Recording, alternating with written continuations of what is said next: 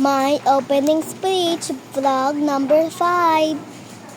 Good morning, everyone, especially to our great teachers and sisters, our proud parents, and most importantly, to all the brilliant students who are here today. Welcome to our Recognition Day. We gather here to honor our hard work and dedication, celebrate our achievements, and recognize the milestones and accomplishments we have reached together this school year. Each moment we shared has contributed to our growth, and today we stand proud of what we have accomplished. Ito din ay isang magandang araw ng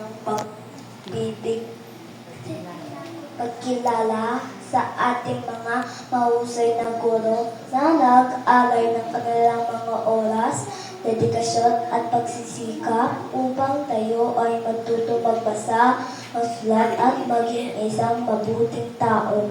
Their unwavering commitment has molded us into the individuals we are today, and we owe them a great deal of gratitude. This is also the day para magpasalamat sa ating mga magulang sa walang sawang pagsuporta at pagmamahal sa ating they have been our pillars of strength, guiding us through challenges and celebrating our victories.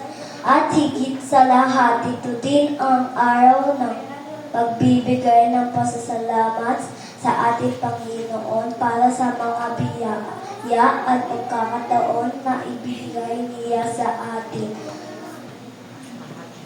As Mahatma Gandhi once said, the best way to find yourself is to lose yourself in the service of others. This reminds us of the importance of gratitude and humility as we strive for excellence. To my fellow schoolmates, let's continue to study hard and excel in everything we do. Our achievements today are just the beginning of our greater accomplishments in the future. I hope this Recognition Day will serve as our motivation to keep learning and growing, not just as students but as compassionate individuals ready to make a positive impact in the world. Thank you all for being here today. Let's make this a memorable and meaningful day for all of us. Congratulations, everyone.